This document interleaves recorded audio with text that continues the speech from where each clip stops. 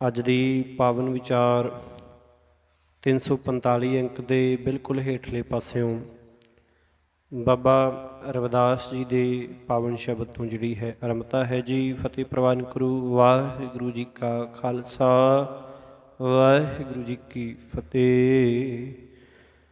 ਇੱਕ ਓੰਕਾਰ ਸਤ ਗੁਰ ਪ੍ਰਸਾਦ।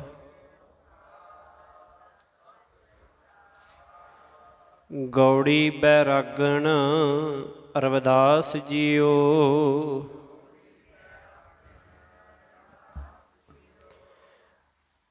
ਮਾਲਕ ਅਕਾਲ ਪੁਰਖ ਇੱਕ ਹੈ, ਸੱਚਾ ਹੈ। ਗੁਰੂ ਦੀ ਕਿਰਪਾ ਦੇ ਨਾਲ ਮਿਲਦਾ ਹੈ, ਪ੍ਰਾਪਤੀ ਹੁੰਦੀ ਹੈ। ਗੌੜੀ ਬੈਰਾਗਣ ਰਵਿਦਾਸ ਜੀਓ। ਗੌੜੀ ਬੈਰਾਗਣ ਦੇ ਵਿੱਚ ਬਾਬਾ ਰਵਿਦਾਸ, ਭਗਤ ਰਵਿਦਾਸ ਜੀ ਦਾ ਇਹ ਪਾਵਨ ਸ਼ਬਦ, ਪਾਵਨ ਬਾਣੀ ਹੈ। ਇੱਥੋਂ ਆਰੰਭ ਹੋ ਰਹੀ ਹੈ। ਘਟ ਅਵ ਘਟ ਡੂੰਗਰ ਕਣਾ, ਇੱਕ ਨਿਰਗੁਣ ਬੈਲ ਹਮਾਰਾ।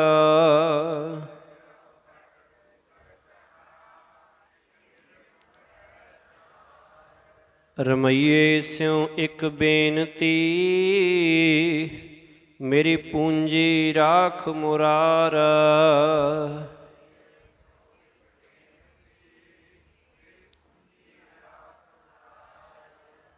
ਘਟ ਅਵਘਟ, ਇੱਕ ਹੁੰਦੀ ਹੈ ਘਾਟੀ, ਇੱਕ ਅਵਘਾਟੀ ਹੁੰਦੀ ਹੈ। ਭਾਵ ਇੱਕ ਹੈ ਰਸਤਾ, ਇੱਕ ਹੈ ਬਹੁਤ ਔਖਾ ਰਸਤਾ। ਡੂੰਗਰ ਭਾਵ ਪਹਾੜੀ ਰਸਤਾ। ਇੱਕ ਤਾਂ ਆਮ ਰਸਤਾ ਇਹ ਹੁੰਦਾ ਕਿ ਔਖਾ ਹੀ ਬੜਾ ਹੈ, ਇੱਕ ਹੈ ਪਹਾੜੀ 'ਤੇ ਚੜ੍ਹਨ ਵਾਲਾ ਰਸਤਾ, ਡੂੰਗਰ ਕਣਾ, ਬਹੁਤ ਔਖਾ ਰਸਤਾ। ਨਿਰਗੁਣ ਭਾਵ ਜਿਹਦੇ ਵਿੱਚ ਗੁਣ ਨਹੀਂ ਹੈ, ਜਿਹੜਾ ਬੜਾ ਕਮਜ਼ੋਰ ਜਿਹਾ, ਜਿਹੜਾ ਮਾੜਾ ਜਿਹਾ। ਬੈਲ ਹਮਾਰ, ਬੈਲ ਤੋਂ ਭਾਵ ਜਿਹੜਾ ਬਲਦ ਹੁੰਦਾ। ਆਖਣ ਲੱਗੇ ਕਿ ਪ੍ਰਭੂ ਦੇ ਨਾਮ ਦਾ ਸੌਦਾ ਲੱਦ ਕੇ ਜਾਣ ਵਾਲਾ ਮੇਰਾ ਟਾਂਡਾ ਲੱਗਣਾ ਹੈ। ਮੇਰਾ ਇਹ ਲੱਡਿਆ ਹੋਇਆ ਗੱਡਾ, ਮੇਰਾ ਜੀਵਨ ਦਾ ਭਰਿਆ ਹੋਇਆ ਗੱਡਾ, ਉਹ ਲੰਘਣਾ ਹੈ। ਉਹ ਰਸਤੇ ਬੜੇ ਔਖੇ ਪਹਾੜੀ ਰਸਤੇ ਹਨ, ਅਤੇ ਮੇਰਾ ਮਨ ਬਲਦ ਹੈ ਨਾ, ਜਿਹੜਾ ਮਨ ਰੂਪ ਬਲਦ, ਇਹ ਬਹੁਤ ਮਾੜਾ ਹੈ, ਇਹ ਬੜਾ ਕਮਜ਼ੋਰ ਹੈ ਕਿ ਇਸ ਮਨ ਨੇ ਸਾਰਾ ਇਹ ਕਰਮਾਂ ਦਾ ਭਾਰ ਚੁੱਕ ਕੇ ਲੰਘਣਾ। ਚੰਗੇ ਕਰਮਾਂ ਦਾ ਤਾਂ ਹੈ ਨਹੀਂ, ਮਾੜੇ ਕਰਮਾਂ ਦਾ ਪਹਾੜ ਜਾੜਾ ਇਹਦੇ ਉੱਤੇ। ਇਸ ਕਰਕੇ ਇਹ ਹੁਣ ਪਹਾੜੀਆਂ ਵਰਗਾ ਔਖਾ ਰਸਤਾ ਹੈ। ਔਖਾ ਇੱਕ ਪਹਾੜੀ ਰਸਤਾ ਹੈ ਜਿਹਦੇ ਉੱਤੇ ਜਿਹੜਾ ਵੈਸੇ ਹੀ ਨਹੀਂ ਲੰਘਿਆ ਜਾਂਦਾ, ਅਤੇ ਮੈਂ ਤਾਂ ਆਪਣੇ ਮਨ ਵਰਗੇ ਮਨ ਰੂਪ ਬਲਦ ਨੂੰ ਲੈ ਕੇ ਲੰਘਣਾ।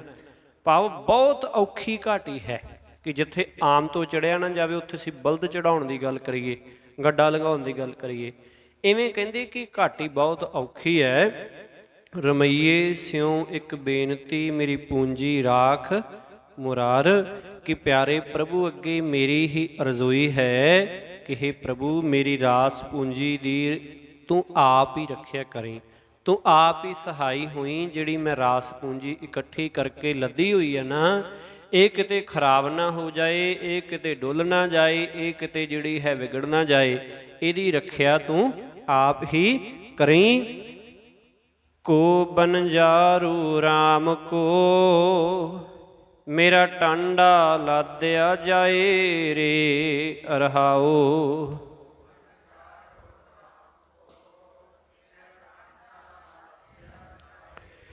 ਟਾਂਡਾ ਪਹਿਲਾਂ ਹੀ ਆਪਾਂ ਸਾਂਝਾ ਕਰ ਲਿਆ। ਗੱਡਾ ਜਿਹੜਾ ਰੇੜਾ ਹੁੰਦਾ, ਭਾਵ ਕਿ ਪਿੱਛੇ ਬਲਦਾਂ ਦੇ ਪਿੱਛੇ।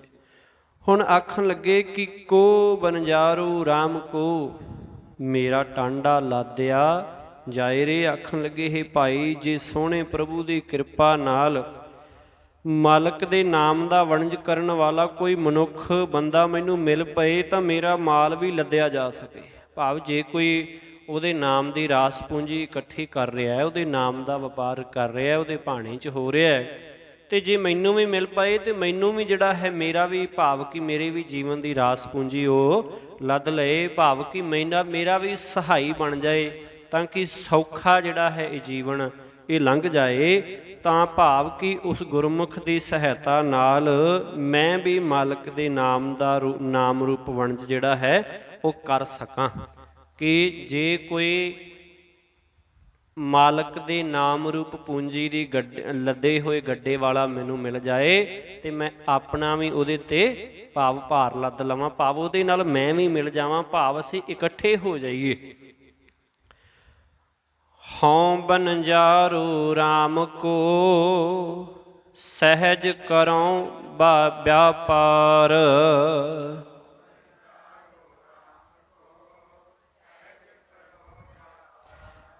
ਸਹਿਜ ਕਰਉ ਵਿਆਪਾਰ। ਮੈਂ RAM ਨਾਮ ਧਨ ਲਾਦਿਆ, ਬਿਖ ਲਾਦੀ ਸੰਸਾਰ।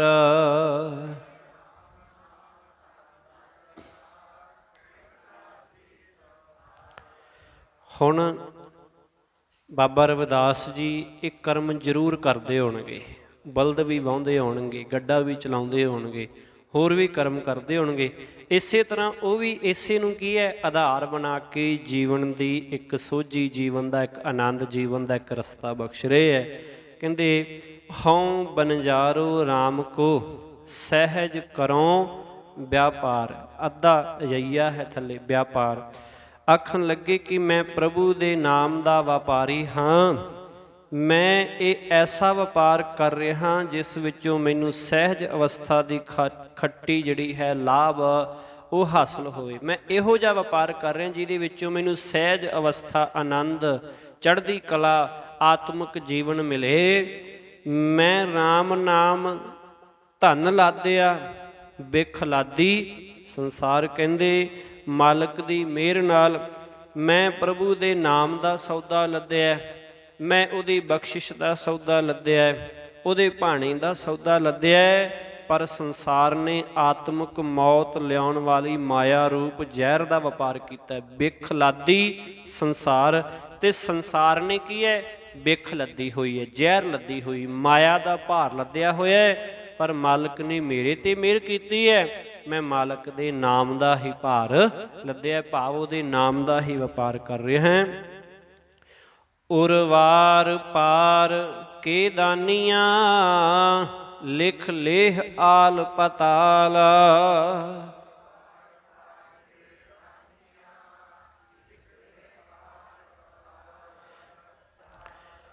ਮੋਹਿ ਜਮ ਡੰਡ ਨ ਲੱਗਈ,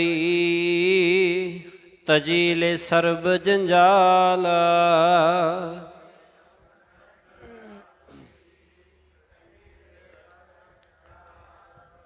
ਉਰਵਾਰ ਪਾਰ ਕੇ ਦਾਨੀਆਂ, ਦਾਨਾ ਜਾਣਨ ਵਾਲਿਓ।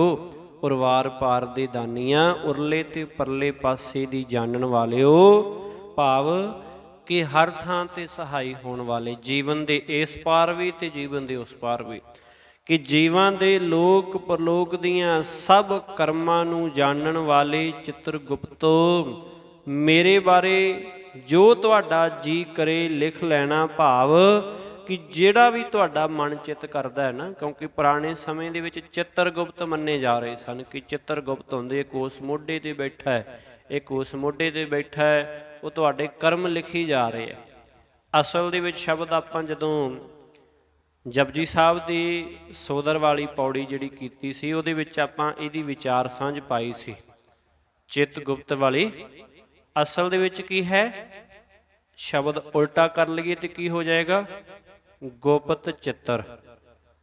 ਚਿੱਤਰ ਗੁਪਤ ਭਾਵ ਗੁਪਤ ਚਿੱਤਰ, ਉਹ ਚਿੱਤਰ ਜੋ ਸੰਸਾਰ ਨੂੰ ਨਜ਼ਰ ਨਹੀਂ ਆਉਂਦੇ, ਉਹ ਚਿੱਤਰ ਜੋ ਸਾਡਾ ਮਨ ਵੀ ਸੋਚਦਾ, ਉਹ ਵੀ ਸਾਡੇ ਅੰਦਰ ਜਿਉਂਦੇ ਤਿਉਂ ਛਪਦੇ ਜਾ ਰਹੇ ਆ, ਉਵੇਂ ਦੇ ਉਵੇਂ ਬਣਦੇ ਜਾ ਰਹੇ ਹੈ। ਕਹਿਣ ਦਾ ਭਾਵ ਜੋ ਵੀ ਅਸੀਂ ਕਰਮ ਕਰਦੇ ਹਾਂ ਉਹ ਸਾਡੇ ਅੰਦਰ ਜਿਉਂ ਦਾ ਤਿਉਂ ਬਣਦਾ ਜਾ ਰਿਹਾ। ਆਪਾਂ ਆਮ ਦੇਖਦੇ ਹਾਂ ਨਾ ਸਾਇੰਸ ਦੇ ਅੰਦਰ ਕਿ ਸਾਡੇ ਦੋ ਦਿਮਾਗ ਹੁੰਦੇ, ਇੱਕ ਚੇਤਨ ਤੇ ਇੱਕ ਅਵਚੇਤਨ ਹੁੰਦਾ ਹੈ। ਕਈ ਵਾਰ ਮਨੁੱਖ ਦਾ ਜੇ ਅਵਚੇਤਨ ਮਨ ਹੈ ਜਿਹੜਾ ਉਹ ਕੰਮ ਕਰਨ ਲੱਗ ਪਏ ਤੇ ਉਹਨੂੰ ਛੋਟੀ ਉਮਰ ਤੋਂ ਲੈ ਕੇ ਜੋ ਵੀ ਉਹਨੇ ਦੇਖਿਆ ਹੁੰਦਾ, ਜੋ ਵੀ ਉਹਨੇ ਕੀਤਾ ਹੁੰਦਾ, ਜੋ ਵੀ ਪੜ੍ਹਿਆ ਹੁੰਦਾ, ਇਨ ਬਿਨ ਉਹਨੂੰ ਯਾਦ ਆ ਜਾਂਦਾ।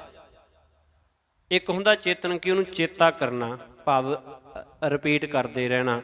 ਇੱਕ ਹੁੰਦਾ ਅਵਚੇਤਨ ਕਿ ਜਿਹਦੇ ਵਿੱਚ ਪਿਆ ਹੈ, ਬਸ ਰੱਖੀ ਗਏ ਪਤਾ ਨਹੀਂ ਕੀ ਕੁਝ ਹੈ, ਪਰ ਉਹ ਇੱਕਦਮ ਪ੍ਰਗਟ ਹੋ ਜਾਣਾ। ਉਹ ਕਈਆਂ ਨੂੰ ਇਸ ਚੀਜ਼ ਦੀ ਉਹ ਕਹਿੰਦਾ ਭਾਵ ਕਿ ਉਹ ਹੋ ਵੀ ਜਾਂਦੀ ਹੈ ਕਿ ਕੁਝ ਵੀ ਨਹੀਂ ਆਉਂਦਾ ਹੁੰਦਾ, ਪਰ ਬਾਅਦ 'ਚ ਅਵਚੇਤਨ ਮਨ ਜਿਹੜਾ ਹੈ ਉਹ ਉਗੜ ਪੈਂਦਾ। ਇਹਦੇ ਕਰਕੇ ਜਿੰਨੇ ਚਿੱਤਰ ਛਪੇ ਹੁੰਦੇ ਹੈ ਉਹ ਪ੍ਰਗਟ ਹੋਈ ਜਾਂਦੇ ਹੈ। ਆਪਾਂ ਕਈ ਵਾਰ ਐਸੀਆਂ ਗੱਲਾਂ ਕਰਦੇ ਹਾਂ ਅਸੀਂ ਕੁਛ ਐਸੀ ਗੱਲ ਕਰ ਦਿੰਦੇ ਹਾਂ ਜਿਹਦਾ ਸਾਨੂੰ ਚੇਤਾ ਨਹੀਂ ਹੁੰਦਾ, ਪਰ ਸੁਣੀ ਅਸੀਂ ਕਿਤੇ ਜ਼ਰੂਰ ਹੁੰਦੀ, ਸਾਡੇ ਅੰਦਰੋਂ ਨਿਕਲ ਆਉਂਦੀ ਹੈ। ਕਹਿੰਦਾ ਭਾਵ ਹੌਲੀ ਹੌਲੀ ਸਿਸਟਮ ਕਿਤੇ ਨਾ ਕਿਤੇ ਚੱਲਦਾ ਰਹਿੰਦਾ। ਇਹਨੂੰ ਅਸਲ ਦੇ ਵਿੱਚ ਗੁਪਤ ਚਿੱਤਰ ਕਿਹਾ ਜਾਂਦਾ।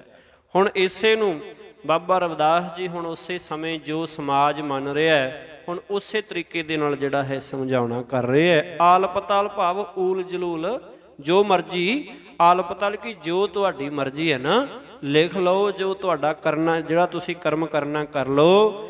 ਮੋਹਿ ਜਮ ਡੰਡ ਨਾ ਲੱਗਈ ਤਜੀਲੇ ਸਰਬ ਜੰਜਾਲ। ਕਹਿੰਦੇ ਕਿਉਂਕਿ ਮਾਲਕ ਦੀ ਕਿਰਪਾ ਨਾਲ ਮੈਂ ਸਾਰੇ ਜੰਜਾਲ ਛੱਡ ਦਿੱਤੇ ਨੇ, ਇਹ ਸਾਰੇ ਮੰਦੇ ਕਰਮ ਤੇ ਇਹ ਮਾਇਆ ਮੋਹ ਮੈਂ ਛੱਡ ਦਿੱਤਾ ਹੈ। ਇਹਦੇ ਕਰਕੇ ਕੀ ਹੈ, ਮੈਨੂੰ ਜਮ ਦਾ ਡੰਡ ਲੱਗਣਾ ਹੀ ਨਹੀਂ। ਕਹਿੰਦੇ ਤੁਸੀਂ ਜੋ ਮਰਜ਼ੀ ਲਿਖੀ ਜਾਓ, ਕਿਉਂਕਿ ਬੜਾ ਉਦੋਂ ਡਰ ਸੀਗਾ ਇਸ ਗੁਪਤ ਚਿੱਤਰਾਂ ਦਾ ਕਿ ਗੁਪਤ ਚਿੱਤਰ ਹੈ ਧਰਮਰਾਜ ਅੱਗੇ ਪੇਸ਼ ਹੋਣਗੇ ਤੇ ਜੇ ਮਾੜੇ ਕਰਮ ਹੋਏ, ਜੇ ਮਾੜੇ ਵੱਧ ਨਿਕਲ ਆਏ ਤੇ ਫਿਰ ਤੁਹਾਨੂੰ ਆਹ ਹੋ ਜਾਣਾ। ਇਸ ਕਰਕੇ ਮਾੜੇ ਘਟਾਉਣ ਵਾਸਤੇ ਵੀ ਦਾਨ ਪੁੰਨ ਦੀ ਅਵਸਥਾ ਵੀ ਸੀ, ਬੜਾ ਕੁਝ ਸੀ। ਇਹ ਇਸੇ ਦੇ ਵਿੱਚੋਂ ਉਪਜਿਆ ਸਾਰਾ ਕੁਝ, ਇੱਕੋ ਹੀ ਲੜੀ ਹੈ ਕਿ ਤੋਰੀ ਫੁਲਕਾ ਚੱਲਦਾ ਰਹੇ। ਖੈਰ ਹੁਣ ਆਖਣ ਲੱਗੇ ਕਿ ਜਿਹੜਾ ਕੁਝ ਮਰਜ਼ੀ ਹੋਏ, ਜੇ ਮੈਂ ਤੇ ਮਾੜਾ ਕਰਾਂਗਾ ਤੇ ਮੇਰਾ ਮਾੜਾ ਤਾਂ ਹੋਏਗਾ ਨਾ।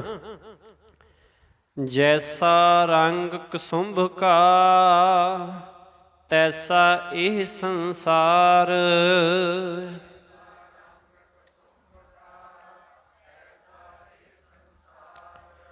ਮੇਰੇ ਰਮਈਏ ਰੰਗ ਮਜੀਠ ਕਾ, ਕਹੋ ਰਵਿਦਾਸ ਚਮਾਰਾ।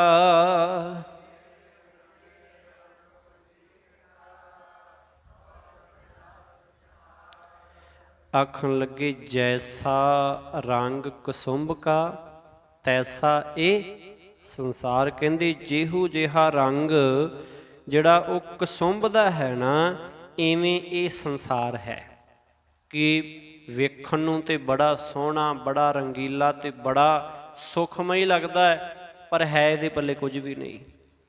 ਆਪਾਂ ਆਮ ਦੇਖਦੇ ਹਾਂ ਨਾ, ਕਈ ਵਾਰ ਕੋਈ ਮਨੁੱਖ ਤੇ ਅਸੀਂ ਬੜਾ ਕਿਸੇ ਤੇ ਬੜਾ ਭਰੋਸਾ ਕਰ ਲੈਂਦੇ ਹਾਂ, ਉਹ ਅਗਲੇ ਹੀ ਸਮੇਂ ਦੇ ਵਿੱਚ ਸਾਨੂੰ ਧੋਖਾ ਦੇ ਜਾਂਦਾ। ਪਹਿਲਾਂ ਲੱਗਦਾ ਸੀ ਬੜਾ, ਜਾਂ ਹੋਰ ਕਈ ਅਜਿਹੀਆਂ ਵਸਤਾਂ ਜੇ ਤੇ ਅਸੀਂ ਬੜਾ ਭਰੋਸਾ ਕਰਦੇ ਪਰ ਅਗਲੇ ਪਲ ਲੱਗਦਾ ਕਿ ਤੇ ਹੈ ਹੀ ਝੂਠ ਸੀ, ਕੁਛ ਵੀ ਨਹੀਂ ਸੀ।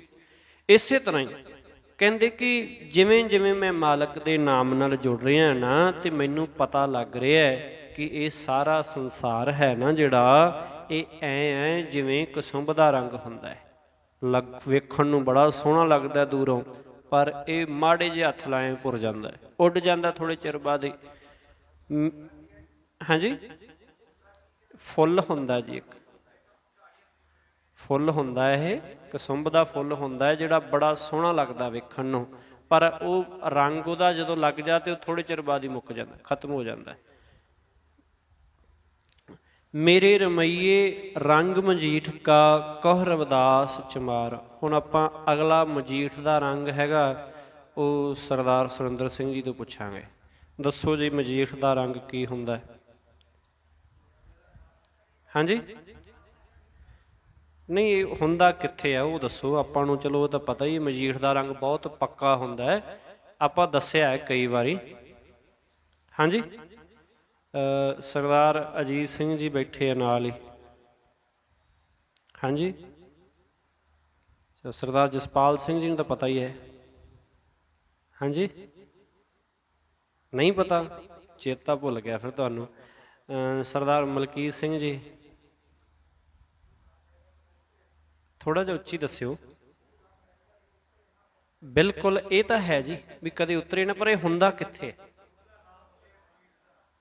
ਇਹ ਹੋ ਗਿਆ ਜੀ, ਇਹ ਹੁੰਦਾ ਕਿੱਥੇ? ਕੁਸੁੰਭ ਦਾ ਹੁੰਦਾ ਕਿ ਫੁੱਲ ਹੁੰਦਾ ਹੈ, ਸੋਹਣਾ ਲੱਗਦਾ ਵੇਖਣ ਨੂੰ ਤੇ ਲੈ ਗਿਆ। ਇਹ ਕਿੱਥੇ ਨਿਕਲਦਾ, ਕਿੱਥੋਂ ਇਹ ਰੰਗ ਪੈਦਾ ਕਿੱਥੋਂ ਹੁੰਦਾ? ਆਪਾਂ ਚੰਗੀ ਤਰ੍ਹਾਂ ਸਾਂਝ ਕੀਤੀ ਹੈ। ਸਰਦਾਰ ਕਿਰਪਾਲ ਸਿੰਘ ਜੀ, ਚੇਤਾ ਭੁੱਲ ਗਿਆ ਹੈ ਨਾ। ਚਲੋ ਕੋਈ ਨਹੀਂ, ਇੱਧਰੋਂ ਕੋਈ ਭੈਣ ਸਾਹਮਣੇ ਹੋ। ਹਾਂ ਤੁਸੀਂ, ਨਿਕਲਦਾ ਕਿੱਥੋਂ ਆ ਰੰਗ? ਤੇ ਮੰਨਿਆ ਕਿ ਮਜੀਠ ਦਾ ਰੰਗ, ਮਜੀਠ ਦਾ ਰੰਗ ਬਣਦਾ ਕਿੱਥੋਂ ਆ, ਨਿਕਲਦਾ ਕਿੱਥੋਂ ਆ, ਪੈਦਾ ਕਿੱਥੋਂ ਹੁੰਦਾ? ਨਹੀਂ ਜੀ, ਕੱਪੜਾ ਰੰਗਾਉਣ ਗਏ ਤੁਸੀਂ ਕਿ ਮਜੀਠ ਦਾ ਰੰਗ ਲਾ ਦੇ, ਉਹ ਹੁਣ ਰੱਬ ਦਾ ਰੰਗ ਥੋੜਾ, ਕਿਤੋਂ ਤਾਂ ਬਣ ਕੇ ਆਇਆ ਨਾ। ਮਜੀਠ ਕੀ ਹੈ? ਮਜੀਠ ਇੱਕ ਬੂਟੀ ਹੈ, ਉਹਦੇ ਵਿੱਚੋਂ ਇਹ ਰੰਗ ਨਿਕਲਦਾ ਜਿਹੜਾ ਬਹੁਤ ਪੱਕਾ ਹੁੰਦਾ, ਜਿਹੜਾ ਲਹਿੰਦਾ ਨਹੀਂ ਇੱਕ ਵਾਰੀ ਲੱਗ ਜਾਏ। ਵੱਖ-ਵੱਖ ਵਿਦਵਾਨਾਂ ਦੀਆਂ ਵੱਖ-ਵੱਖ ਰਾਵਾਂ, ਫਿਰ ਜਿਹਨੂੰ ਲੱਗ ਜਾਂਦਾ ਉਹ ਲਹਿੰਦਾ ਨਹੀਂ। ਕੱਪੜਾ ਹੋਵੇ ਜਾਂ ਕੁਝ ਹੋਵੇ, ਪਾਟ ਭਾਵੇਂ ਜਾਵੇ ਪਰ ਉਹ ਲਹਿੰਦਾ ਨਹੀਂ। ਹਾਂਜੀ ਜੀ, ਹੁਣ ਇਸੇ ਕਰਕੇ ਇੱਥੇ ਜਿਹੜਾ ਹੈ ਰੱਬ ਦੇ ਨਾਮ ਨੂੰ ਮਜੀਠ ਦੇ ਰੰਗ ਨਾਲ ਜਿਹੜਾ ਹੈ ਦੱਸਿਆ ਗਿਆ ਹੈ ਕਿ ਜਿਸ ਨੂੰ ਫਿਰ ਮਾਲਕ ਦੇ ਨਾਮ ਦਾ ਰੰਗ ਲੰਘ ਜਾਂਦਾ ਹੈ। ਮੇਰੇ ਰਮਈਏ ਰੰਗ ਮਜੀਠ ਕਾ ਕਹੁ ਰਵਿਦਾਸ, ਚਮਾਰ ਆਖਣ ਲੱਗੇ ਤੇ ਹੇ ਚਮਾਰ ਰਵਿਦਾਸ ਆਖ ਮੇਰੇ ਰਮਈਏ। ਰਮਈਏ ਭਾਵ ਪਿਆਰੇ ਮਾਲਕ, ਕਿ ਮੇਰੇ ਪਿਆਰੇ ਰਾਮ ਦਾ ਨਾਮ, ਨਾਮ ਦੇ ਨਾਮ ਦਾ ਜਿਹੜਾ ਰੰਗ ਹੈ ਉਹ ਇਉਂ ਹੈ ਜਿਵੇਂ ਮਜੀਠ ਦਾ ਰੰਗ ਹੈ। ਕਹਿੰਦੇ ਮਾਲਕ ਦੇ ਨਾਮ ਦਾ ਰੰਗ ਤੇ ਮਜੀਠ ਵਰਗਾ ਹੈ, ਪਰ ਦੁਨੀਆ ਦਾ ਰੰਗ ਇਉਂ ਹੈ ਜਿਵੇਂ ਕਸੁੰਭ ਦਾ ਰੰਗ ਹੈ। ਇਸ ਕਰਕੇ ਮੇਰੇ ਮਾਲਕ ਦਾ ਰੰਗ ਇਹ, ਇਸ ਕਰਕੇ ਮੈਂ ਆਪਣੇ ਮਾਲਕ ਦੇ ਰੰਗ ਵਿੱਚ ਰੰਗਿਆ ਹੋਇਆ ਹਾਂ।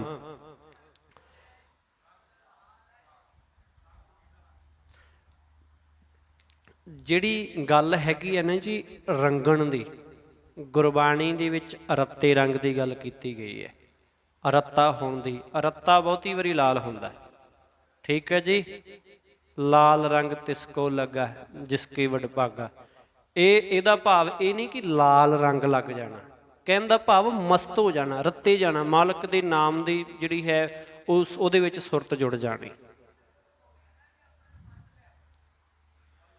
ਤੇ ਬਹੁਤ ਚੀਜ਼ਾਂ ਮੰਨਣ ਵਾਲੀਆਂ ਹੀ ਹੈ ਜੀ ਗੁਰਬਾਣੀ 'ਚ, ਬਹੁਤ ਚੀਜ਼ਾਂ ਮੰਨਣ ਵਾਲੀਆਂ ਹੀ ਹੈ, ਕਿ ਹੈ ਜਾਂ ਨਹੀਂ ਹੈ ਇਹ ਨਹੀਂ ਕਿਸੇ ਕੋਈ ਮਤਲਬ, ਮੰਨਣ ਦੇ ਨਾਲ ਹੀ ਗੱਲ ਹੈ। ਹਾਂਜੀ ਹਾਂਜੀ, ਪੱਕਾ ਰੰਗ ਹੈ, ਬਿਲਕੁਲ ਬਿਲਕੁਲ। ਹਾਂਜੀ, ਗੌੜੀ ਪੂਰਬੀ ਰਵਿਦਾਸ ਜੀਓ, ਇੱਕ ਓੰਕਾਰ ਸਤ ਗੁਰ ਪ੍ਰਸਾਦ।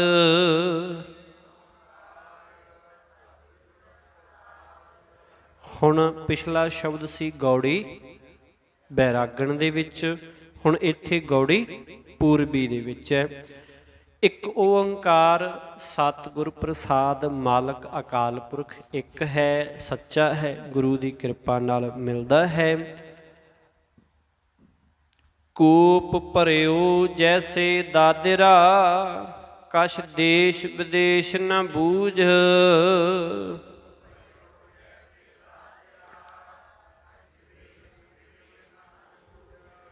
ਐਸੇ ਮੇਰਾ ਮਨ ਵਿਖਿਆ ਬਿਮੋਹਿਆ, ਕਛ ਆਰਾ ਪਾਰ ਨ ਸੂਝ।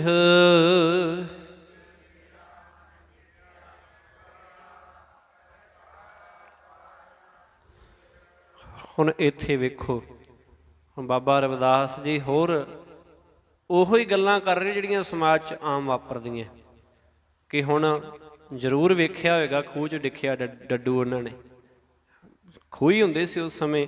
ਹੁਣ ਆਖਣ ਲੱਗੇ ਕੂਪ ਭਰਿਓ ਜੈਸੇ ਦਾਦਰਾ, ਆਖਣ ਲੱਗੇ ਜਿਵੇਂ ਕੋਈ ਖੂਹ ਡੱਡੂਆਂ ਨਾਲ ਭਰਿਆ ਹੋਇਆ ਹੋਵੇ, ਕਿ ਡੱਡੂ ਹੀ ਡੱਡੂ, ਦਾਦਰਾ ਤੋਂ ਭਾਵ ਡੱਡੂ, ਕੂਪ ਤੋਂ ਭਾਵ ਖੂਹ।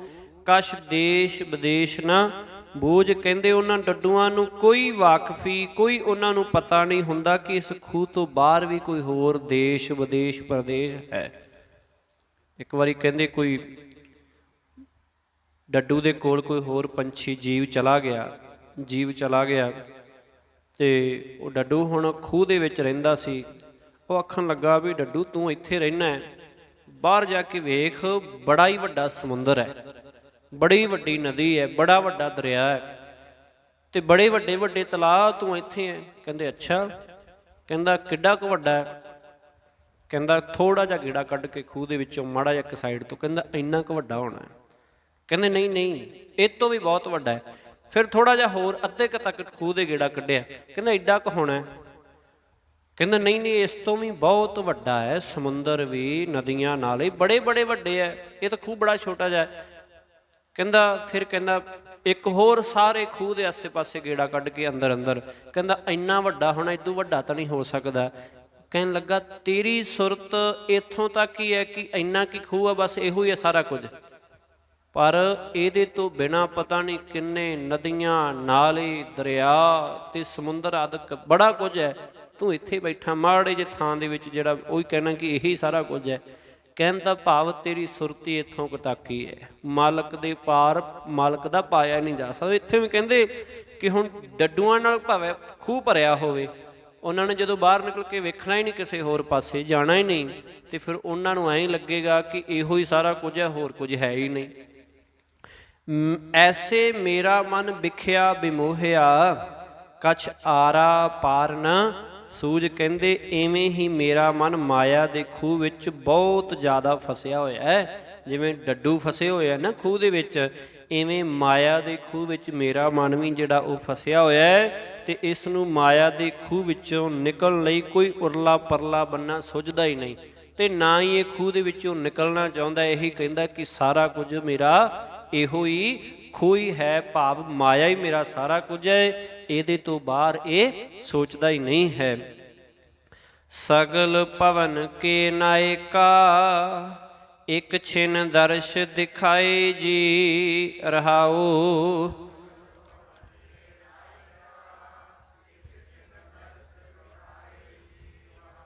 ਹੁਣ ਆਖਣ ਲੱਗੇ ਸਗਲ ਭਵਨ ਕੇ ਨਾਇਕਾ, ਭਾਵ ਮਾਲਕ, ਕਿ ਸੇ ਸਾਰੇ ਹੀ ਭਵਨਾਂ ਦੇ ਮਾਲਕ ਪ੍ਰਭੂ ਜੀਓ ਇੱਕ ਛਿਨ ਦਰਸ਼ ਦਿਖਾਏ ਜੀ। ਮੈਨੂੰ ਇੱਕ ਖਿਨ ਭਰ ਲਈ ਹੀ ਦੀਦਾਰ ਦੇ, ਇੱਕ ਖਿਨ ਬਹੁਤ ਅੱਖ ਝਮਕਣ ਜਿੰਨੇ ਸਮੇਂ ਦੇ ਲਈ ਮੈਨੂੰ ਜਿਹੜਾ ਹੈ ਉਹ ਦੀਦਾਰ ਦੇਣਾ ਕਰੋ ਰਹਾਓ। ਮਲਨ ਭਈ ਮਤ ਮਾਧਵਾ, ਤੇਰੇ ਗਤ ਲਖੀ ਨਾ ਜਾਏ।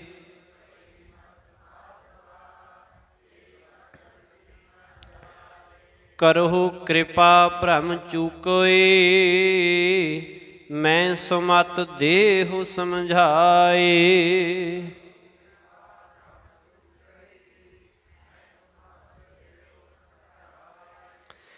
ਮਲਨ ਭਈ ਮਤ ਮਾਧਵਾ, ਹੇ ਮਾਧਵ ਹੇ ਪ੍ਰਭੂ, ਮੇਰੀ ਅਕਲ ਵਿਕਾਰਾਂ ਨਾਲ ਮਲੀਨ ਹੋਈ ਪਈ ਹੈ, ਗੰਦੀ ਹੋਈ ਪਈ ਹੈ, ਮਾੜੀ ਹੋਈ ਪਈ ਹੈ। ਇਸ ਵਾਸਤੇ ਤੇਰੀ ਗਤ ਲਖੀ ਨਾ ਜਾਏ। ਮੈਨੂੰ ਤੇਰੀ ਗਤੀ ਦੀ ਪਛਾਣ ਨਹੀਂ ਆਉਂਦੀ, ਭਾਵ ਮੈਨੂੰ ਇਹ ਪਤਾ ਨਹੀਂ ਲੱਗਦਾ ਕਿ ਤੂੰ ਕਿਹੋ ਜਿਹਾ, ਤੇਰੀ ਅਵਸਥਾ ਤੂੰ ਹੈ ਕਿਹੋ ਜਿਹਾ, ਮੈਨੂੰ ਸਮਝ ਹੀ ਨਹੀਂ ਆਉਂਦਾ, ਮੇਰੀ ਸੋਝੀ ਦੇ ਵਿੱਚ ਤੇਰੀ ਸਮਝ ਪੈਂਦੀ ਨਹੀਂ ਹੈ। ਕਰਹੁ ਕਿਰਪਾ ਭ੍ਰਮ ਚੂਕੋਏ, ਮੈਂ ਸੁਮਤ ਦੇਹੁ ਸਮਝਾਏ। ਕਹਿਣ ਲੱਗੇ ਹੇ ਪ੍ਰਭੂ ਮਿਹਰ ਕਰ, ਕਿਰਪਾ ਕਰੋ, ਮੈਨੂੰ ਸਮਤ ਮਤ ਸਮਝਾ, ਮੈਨੂੰ ਸੋਹਣੀ ਮਤ ਦੇ, ਤਾਂ ਕਿ ਮੇਰੀ ਭਟਕਣਾ ਮੁੱਕ ਜਾਏ, ਮੇਰਾ ਭਰਮ ਮੁੱਕ ਜਾਏ, ਮੇਰੀ ਇਹ ਤ੍ਰਿਸ਼ਨਾ ਇਹ ਮਾਇਆ ਵਾਲੀ ਭਟਕਣਾ ਚੁੱਕਈ ਭਾਵ ਖਤਮ ਹੋ ਜਾਏ, ਮੁੱਕ ਜਾਏ। ਜੋਗੀ ਸ਼ਰ ਪਾਵਹਿ ਨਹੀਂ, ਤੋ ਗੁਣ ਕਥਨ ਅਪਾਰ।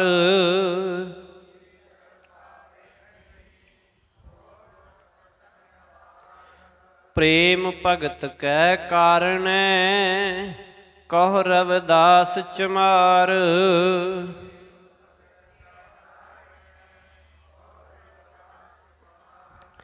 ਆਖਣ ਲੱਗੇ ਜੋਗੀਸ਼ਰ, ਜੋਗੀ ਈਸ਼ਰ, ਆਖਣ ਲੱਗੇ ਵੱਡੇ ਵੱਡੇ ਜੋਗੀ, ਵੱਡੇ ਵੱਡੇ ਸਿੱਧ ਜੋਗੀ ਨੇ ਜਿਹੜੇ, ਉਹ ਵੀ ਹੇ ਪ੍ਰਭੂ ਤੇਰੇ ਬੇਅੰਤ ਗੁਣਾਂ ਦਾ ਅੰਤ ਨਹੀਂ ਪਾ ਸਕਦੇ।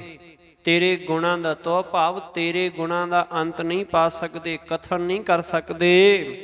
ਪ੍ਰੇਮ ਭਗਤ ਕੈ ਕਾਰਣੈ, ਕਹੁ ਰਵਿਦਾਸ ਚਮਾਰ। ਆਖਣ ਲੱਗੇ ਪਰ ਹੇ ਰਵਿਦਾਸ ਚਮਾਰ, ਤੂੰ ਪ੍ਰਭੂ ਦੀ ਸਿਫਤ ਸਲਾਹ ਕਰ, ਤਾਂ ਕਿ ਤੈਨੂੰ ਪ੍ਰੇਮ ਤੇ ਭਗਤੀ ਦੀ ਦਾਤ ਮਿਲ ਸਕੇ, ਤੈਨੂੰ ਜਿਹੜਾ ਹੈ ਮਾਲਕ ਦਾ ਪ੍ਰੇਮ ਮਿਲ ਜਾਏ, ਉਹਦੀ ਭਗਤੀ ਉਹਦੀ ਯਾਦ ਮਿਲ ਜਾਏ। ਇਸ ਕਰਕੇ ਤੂੰ ਉਹਦਾ ਅੰਤ ਪਾਉਣ ਦੀ ਗੱਲ ਕਰਕੇ ਆਪਣਾ ਸਮਾਂ ਨਾ ਖਰਾਬ ਕਰ ਕਿ ਮਾਲਕ ਇਹੋ ਜਿਹਾ ਹੋਏਗਾ। ਇਹ ਸੋਚਣ ਦੀ ਬਜਾਏ ਤੂੰ ਉਹਦੇ ਭਾਣੇ, ਉਹਦੀ ਰਜ਼ਾ ਵਿੱਚ, ਉਹਦੇ ਹੁਕਮ ਵਿੱਚ ਟਿਕ, ਤਾਂ ਕਿ ਤੇਰਾ ਪ੍ਰੇਮ ਉਹਦੇ ਚਰਨਾਂ ਨਾਲ, ਉਹਦੇ ਦਰ ਨਾਲ ਬਣਿਆ ਰਹੇ। ਗੌੜੀ ਬੈਰਾਗਣ ਇੱਕ ਓੰਕਾਰ ਸਤਿ ਗੁਰ ਪ੍ਰਸਾਦ।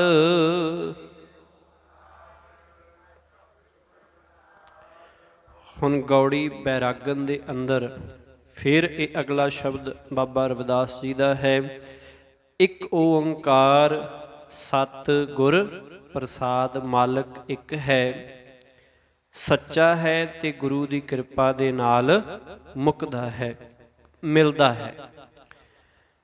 ਸਤਿਯੁਗ ਸਤ ਤੇਤਾ ਜਗੀ, ਦੁਆਪਰ ਪੂਜਾ ਚਾਰ।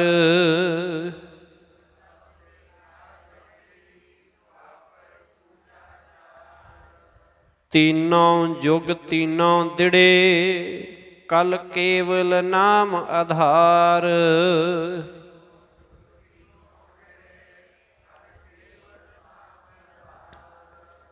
सतयुग सत तेता जगी, दुआपर पूजा चार। आखन लगे कि हे पंडित जी, तुसी आखदे हो कि हरेक युग विच आपो अपना कर्म ही प्रधान है, कि हर युग दे विच आपो अपने कर्म ही प्रधान ने। इस संसार सतयुग विच दान आदि जिहड़ा है, सत तो भाव दान, कि दान करना ये सब तो मुख कर्म मन्निया जांदा सी, इहो ही ज़्यादातर हुंदा सी। अते त्रेता युग विच जग्गां दा प्रवित्र भाव जग करने, जिवें असमेध जग ते होर कई जग आउंदे है, कि ये जग करने ये सब तो उत्तम रहा। ਅਤੇ ਦੁਆਪਰ ਵਿੱਚ ਦੇਵਤਿਆਂ ਦੀ ਪੂਜਾ ਪ੍ਰਧਾਨ ਕਰਮ ਸੀ। ਕਹਿਣ ਲੱਗੇ ਤੁਸੀਂ ਇਹ ਆਖਦੇ ਹੋ ਦੁਆਪਰ ਪੂਜਾ ਚਾਰ, ਪੂਜਾ ਕਰਨੀ, ਕਹਿੰਦੇ ਦੇਵਤਿਆਂ ਦੀ ਪੂਜਾ ਕਰਨੀ, ਇਹ ਸਾਰਾ ਕੁਝ ਪ੍ਰਧਾਨ ਕਰਮ ਸੀ। ਤੀਨੋਂ ਯੁਗ ਤੀਨੋਂ ਦਿੜੇ, ਕਲ ਕੇਵਲ ਨਾਮ ਆਧਾਰ। ਆਖਣ ਲੱਗੇ ਕਿ ਇਸ ਤਰ੍ਹਾਂ ਤੁਸੀਂ ਆਖਦੇ ਹੋ ਕਿ ਤਿੰਨੇ ਯੁਗ ਇਹਨਾਂ ਤਿੰਨਾਂ ਕਰਮਾਂ ਧਰਮਾਂ ਉੱਤੇ ਜ਼ੋਰ ਦਿੰਦੇ ਹਨ, ਤੇ ਹੁਣ ਕਲਯੁਗ, ਕਲ ਲੱਲੇ ਨੂੰ ਸਿਹਾਰੀ ਭਾਵ ਕਲਯੁਗ, ਕਿ ਤੁਸੀਂ ਮੰਨਦੇ ਹੋ ਚਾਰ ਯੁਗਾਂ ਦੇ ਵਿੱਚੋਂ ਤਿੰਨ ਯੁਗ ਆ ਹੋ ਗਏ, ਚੌਥਾ ਹੋਣਾ ਕਲ ਕੇਵਲ ਨਾਮ, ਕਲ ਭਾਵ ਕਲਯੁਗ, ਕਿ ਹੁਣ ਕਲਯੁਗ ਵਿੱਚ ਸਿਰਫ ਰਾਮ ਦੇ ਰੱਬ ਦੇ ਨਾਮ ਦਾ ਹੀ ਕੇਵਲ ਨਾਮ ਆਧਾਰ, ਨਾ ਰੱਬ ਦੇ ਨਾਮ ਦਾ ਹੀ ਆਸਰਾ ਹੈ। ਹੁਣ ਪਹਿਲਾਂ ਇਹ ਕਰਮ ਹੁੰਦੇ ਸੀ, ਕਹਿੰਦੇ ਹੁਣ ਤੁਸੀਂ ਕਹਿੰਦੇ ਹੋ ਕਲਯੁਗ ਹੈ, ਇਹਦੇ ਵਿੱਚ ਰੱਬ ਦੇ ਨਾਮ ਦਾ ਹੀ ਸਹਾਰਾ ਹੈ, ਆਸਰਾ ਹੈ। पार कैसे पाए बोरे, मोसो को न कह समझाए। जाते आवा गवन बिलाए, रहाऊ।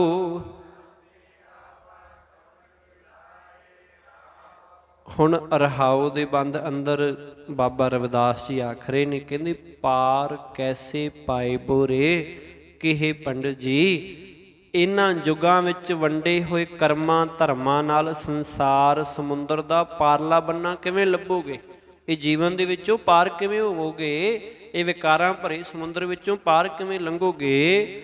ਮੋਸੋ ਕੋ ਨਾ ਕਹਿ ਸਮਝਾਏ, ਕਹਿੰਦੇ ਤੁਹਾਡੇ ਵਿੱਚੋਂ ਕੋਈ ਵੀ ਮੈਨੂੰ ਐਸਾ ਕੰਮ ਸਮਝਾ ਕੇ ਦੱਸ ਨਹੀਂ ਸਕਿਆ, ਕਿ ਕਿਸੇ ਨੇ ਮੈਨੂੰ ਸਮਝਾਇਆ ਨਹੀਂ ਕਿ ਪਾਰ ਕਿਵੇਂ ਹੋਣਾ। ਦੱਸ ਦਿੱਤਾ ਕਿ ਇਸ ਸਮੇਂ ਆ ਸੀ, ਇਸ ਸਮੇਂ ਆ ਸੀ, ਕਹਿੰਦੇ ਪਾਰ ਕਿਵੇਂ ਲੰਘਣਾ ਹੈ ਇਹ ਜੀਵਨ ਦੇ ਵਿੱਚੋਂ, ਇਹ ਵਿਕਾਰਾਂ ਭਰੇ ਸਮੇਂ ਦੇ ਵਿੱਚੋਂ, ਇਹ ਮੈਨੂੰ ਅਜੇ ਤੱਕ ਕਿਸੇ ਨੇ ਸਮਝਾਇਆ ਨਹੀਂ। ਜਾਤੇ ਆਵਾ ਗਵਨ ਬਿਲਾਏ, ਆਖਣ ਲੱਗੇ ਜਿਸ ਦੀ ਸਹਾਇਤਾ ਨਾਲ ਮਨੁੱਖ ਦਾ ਜਨਮ ਮਰਨ ਵਾਲਾ ਗੇੜ ਮੁੱਕ ਸਕੇ, ਕਹਿੰਦੇ ਇਹ ਕੌਣ ਸਮਝਾਏਗਾ ਮੈਨੂੰ, ਇਹ ਤੇ ਦੱਸਿਆ ਹੀ ਨਹੀਂ ਕਿਸੇ ਨੇ। ਹੁਣ ਕਹਿਣ ਦਾ ਭਾਵ ਰਹਾਉ ਦੇ ਬੰਦ ਅਨੁਸਾਰ ਸਾਰੇ ਸ਼ਬਦ ਦੇ ਵਿੱਚ ਆਵਾ ਗਾਉਣ ਦੀ ਜਿਹੜੀ ਹੈ ਉਹ ਗੱਲ ਹੋਣੀ, ਕਿ ਮਨੁੱਖ ਦਾ ਜਨਮ ਮਰਨ ਆਤਮਿਕ ਤੌਰ ਤੇ ਜਿਹੜਾ ਹੈ ਉਹ ਕਿਵੇਂ ਮੁੱਕੇ, ਭਟਕਣਾ ਕਿਵੇਂ ਮੁੱਕੇ, ਖਤਮ ਕਿਵੇਂ ਹੋਵੇ। ਬਹੁ ਬਿਦ ਧਰਮ ਨਿਰੂਪੀਐ, ਕਰਤਾ ਦਿਸੈ ਸਭ ਲੋਏ।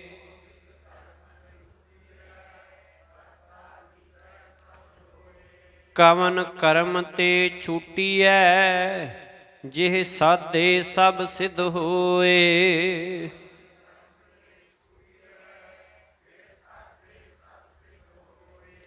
ਨਿਰੂਪੀਐ ਭਾਵ ਮਿੱਥ ਦੇਣਾ, ਫਾਈਨਲ ਕਰ ਦੇਣਾ, ਹੱਦਬੰਦੀ ਕਰ ਦੇਣੀ। ਆਖਣ ਲੱਗੇ ਕਿ ਸ਼ਾਸਤਰਾਂ ਦੇ ਅਨੁਸਾਰ ਕਈ ਤਰੀਕਿਆਂ ਨਾਲ ਵਰਨਾਂ ਆਸ਼ਰਮਾਂ ਦੇ ਕਰਤੱਬਾਂ ਦੀ ਜਿਹੜੀ ਹੈ ਉਹ ਨਿਰੂਪਤਾ ਕੀਤੀ ਗਈ ਹੈ, ਹੱਦਬੰਦੀ ਕੀਤੀ ਗਈ ਹੈ, ਕਰਮ ਧਰਮ ਮਿਥੇ ਗਏ ਨੇ। ਪਰ ਇਹਨਾਂ ਸ਼ਾਸਤਰਾਂ ਨੂੰ ਮੰਨਣ ਵਾਲਾ ਸਾਰਾ ਜਗਤ ਇਹੀ ਮਿਥੇ ਹੋਏ ਕਰਮ ਧਰਮ ਕਰਦਾ ਜਿਹੜਾ ਹੈ ਉਹ ਦਿਸ ਰਿਹਾ। ਕਰਤਾ ਦਿਸੈ ਲੋਏ, ਕਿ ਸਾਰੀ ਲੋਏ ਭਾਵ ਸਾਰਾ ਸੰਸਾਰ ਇਹ ਕਰਮ ਧਰਮ ਕਰਦਾ ਹੀ ਜਾ ਰਿਹਾ ਹੈ, ਕਰ ਰਿਹਾ ਹੈ। ਕਵਨ ਕਰਮ ਤੇ ਛੁੱਟੀਐ, ਜਿਹ ਸਾਧੇ ਸਭ ਸਿੱਧ ਹੋਏ। ਆਖਣ ਲੱਗੇ ਪਰ ਕਿਸ ਕਰਮ ਧਰਮ ਦੇ ਕਰਨ ਨਾਲ ਇਸ ਆਵਾਗਮਨ ਤੋਂ, ਇਸ ਜਨਮ ਮਰਨ ਤੋਂ ਛੁਟਕਾਰਾ ਹੋ ਸਕਦਾ ਹੈ, ਖਲਾਸੀ ਹੋ ਸਕਦੀ ਹੈ। ਉਹ ਕਿਹੜਾ ਕਰਮ ਹੈ ਜਿਸ ਦੀ ਸਿੱਧੀ ਕੀਤਿਆਂ, ਜਿਸ ਨੂੰ ਸਾਧਿਆਂ ਜਨਮ ਮਨੋਰਥ ਦੀ ਸਫਲਤਾ ਹੁੰਦੀ ਹੈ, ਇਹ ਜਨਮ ਪ੍ਰਵਾਨ ਹੁੰਦਾ ਹੈ। ਤੁਸੀਂ ਇਹ ਗੱਲ ਦੱਸੋ, ਇਹ ਤੁਸੀਂ ਮੈਨੂੰ ਦੱਸ ਨਹੀਂ ਸਕੇ। ਦੱਸ ਰਹੇ ਕਿ ਐਂ ਕਰਨਾ ਚਾਹੀਦਾ ਹੈ, ਇਸ ਯੁੱਗ 'ਚ ਇੱਦਾਂ ਸੀ, ਇਸ ਯੁੱਗ 'ਚ ਇੱਦਾਂ ਸੀ, ਪਰ ਮੈਨੂੰ ਦੱਸੋ ਕਿ ਇਹ ਸਾਰਾ ਕੁਝ ਤੁਸੀਂ ਕਰਮ ਧਰਮ ਫਾਈਨਲ ਵੀ ਕਰ ਦਿੱਤੇ, ਦੱਸ ਵੀ ਦਿੱਤੇ ਹੈ ਧਰਮ ਗ੍ਰੰਥਾਂ ਦੇ ਅਨੁਸਾਰ, ਪਰ ਸਾਡਾ ਅੰਦਰਲਾ ਜਿਹੜਾ ਇਹ ਜਨਮ ਮਰਨ ਹੈ ਇਹ ਕਿਵੇਂ ਮੁੱਕੇਗਾ, ਇਹ ਤੋਂ ਛੁਟਕਾਰਾ ਕਿਵੇਂ ਹੋਵੇ, ਤੁਸੀਂ ਮੈਨੂੰ ਇਹ ਅਜੇ ਦੱਸ ਨਹੀਂ ਸਕੇ। ਇਹ ਬਾਬਾ ਰਵਿਦਾਸ ਜੀ ਇੰਜ ਲੱਗਦਾ ਕਿਸੇ ਸਿਆਣੇ ਪੰਡਿਤ ਦੇ ਨਾਲ ਜਿਵੇਂ ਵਿਚਾਰ ਕਰ ਰਹੇ ਹੁਣ ਕਿ ਮੈਨੂੰ ਤੁਸੀਂ ਦੱਸਣਾ ਕਰੋ। ਕਰਮ ਅਕਰਮ ਵਿਚਾਰੀਐ, ਸ਼ੰਕਾ ਸੁਨ ਵੇਦ ਪੁਰਾਨ।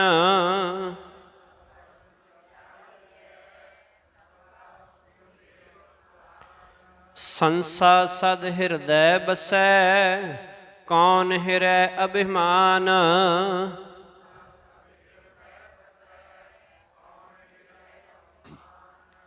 ਆਖਣ ਲੱਗੇ ਕਰਮ ਭਾਵ ਜੋ ਧਾਰਮਿਕ ਰਸਮਾਂ ਆਦਿ ਮਿੱਥੀਆਂ ਹੋਈਆਂ ਨੇ।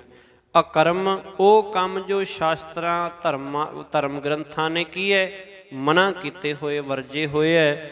ਆਖਣ ਲੱਗੇ ਵੇਦਾਂ ਤੇ ਪੁਰਾਣਾਂ ਨੂੰ ਸੁਣ ਕੇ ਸਗੋਂ ਹੋਰ ਸ਼ੰਕਾ ਵੱਧਦਾ ਹੈ। ਇਹੀ ਵਿਚਾਰ ਕਰੀਦੀ ਹੈ ਕਿ ਕਿਹੜਾ ਕਰਮ ਸ਼ਸਤਰਾਂ ਦੇ ਅਨੁਸਾਰ ਹੈ ਤੇ ਕਿਹੜਾ ਕਰਮ ਸ਼ਾਸਤਰਾਂ ਨੇ ਵਰਜਿਆ ਹੋਇਆ। ਬਸ ਇਹਦੇ ਵਿੱਚ ਹੀ ਸ਼ੰਕਾ ਚੱਲ ਰਹੀ ਹੈ ਕਿ ਕਿਹੜਾ ਕਰਮ ਕਰਨਾ, ਕਿਹੜਾ ਨਹੀਂ ਕਰਨਾ ਹੈ।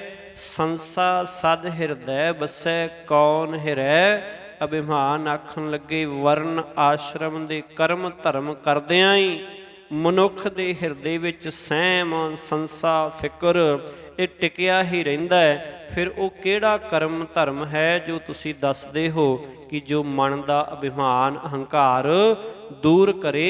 ਇਹ ਦੱਸੋ ਕਿ ਮਨ ਦੇ ਵਿੱਚੋਂ ਹੰਕਾਰ, ਅਭਿਮਾਨ ਕਿਵੇਂ ਦੂਰ ਹੋਵੇ, ਇਹ ਦੱਸੋ। ਵਰਨ ਆਸ਼ਰਮ ਦੇ ਵਿੱਚ ਪੈ ਕੇ ਬਹੁਤਿਆਂ ਨੂੰ ਤੇ ਸ਼ਾਸਤਰ ਪੜ੍ਹਨ ਦੀ ਆਗਿਆ ਨਹੀਂ, ਇਸ ਕਰਕੇ ਦੱਸੋ ਅਸੀਂ ਇਹ ਅਭਿਮਾਨ, ਮਨ ਦਾ ਹੰਕਾਰ ਕਿਵੇਂ ਦੂਰ ਕਰੀਏ। ਬਾਹਰ ਉਦਕ ਪਖਾਰੀਐ, ਘਟ ਭੀਤਰ ਵਿਭਿਦ ਬੇਕਾਰ।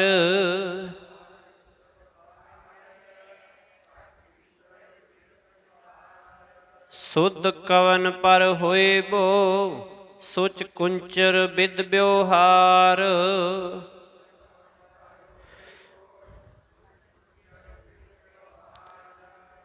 ਬਾਹਰ ਉਦਕ ਪਖਾਰੀਐ, ਘਟ ਭੀਤਰ ਵਿਵਿਦ ਵਿਕਾਰ।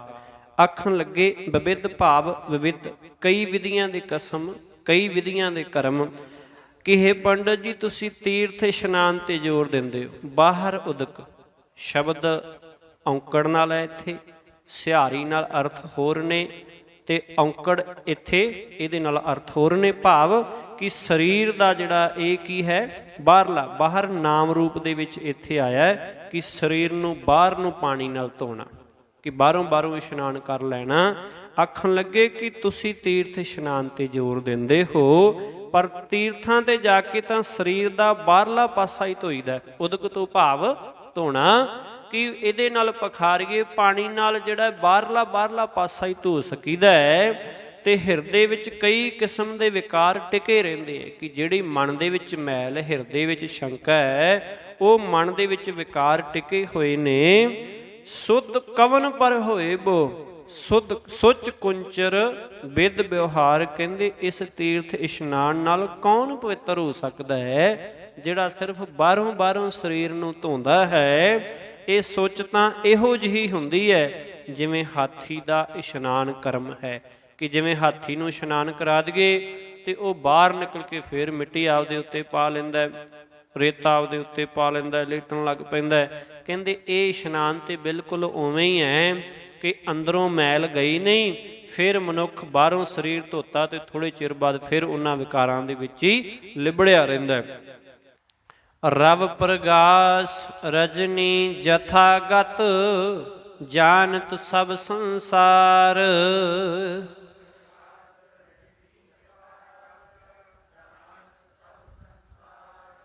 ਪਾਰਸ ਮਾਨੋ ਤਾਬੋ ਛੋਏ, ਕਨਕ ਹੋਤ ਨਹੀਂ ਬਾਰ।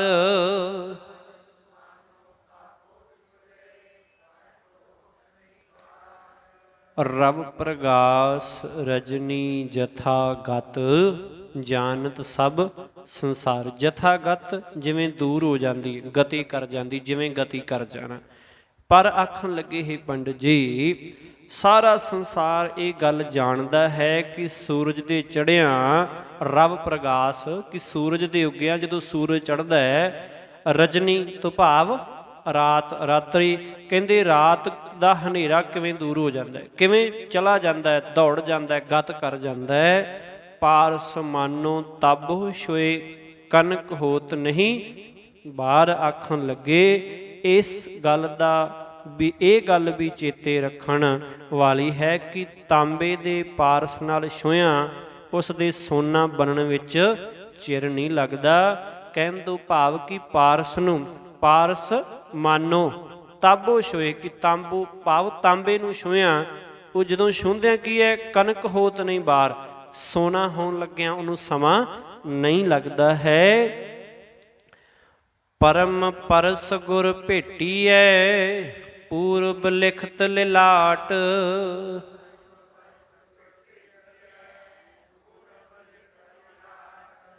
ਉਨ ਮਨ ਮਨ ਮਨ ਹੀ ਮਿਲੇ, ਛੁਟਕਤ ਬਜ਼ਰ ਕਪਾਟ।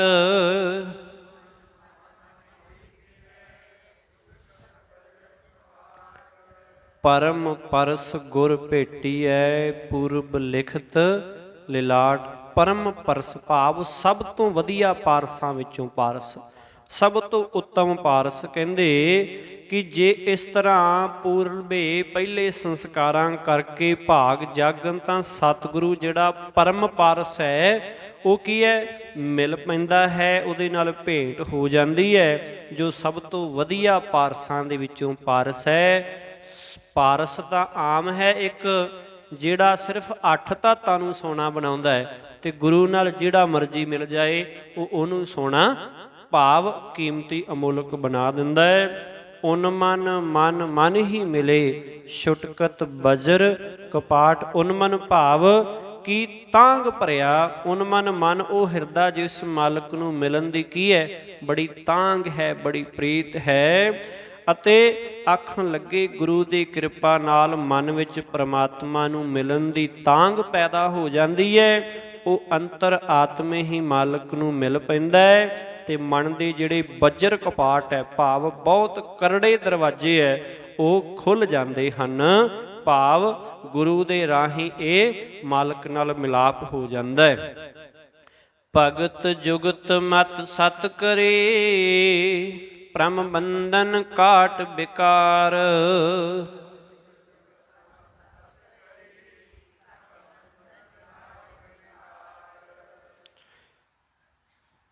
ਸੋਏ ਬਸ ਰਸ ਮਨ ਮਿਲੇ, ਗੁਣ ਨਿਰਗੁਣ ਏਕ ਹਮ ਵਿਚਾਰ।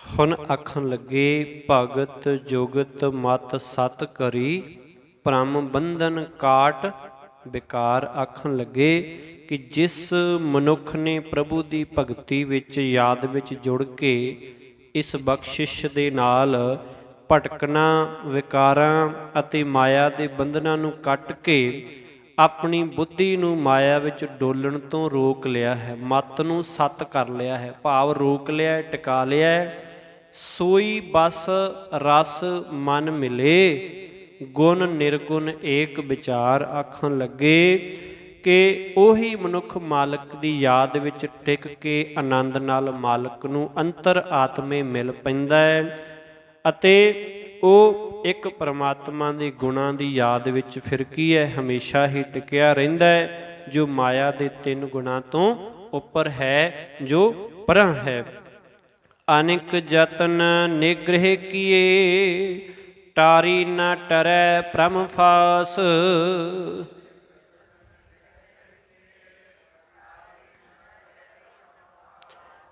ਪ੍ਰੇਮ ਭਗਤ ਨਹੀਂ ਉਪਜੈ, ਤਾਤੇ ਰਵਿਦਾਸ ਉਦਾਸ।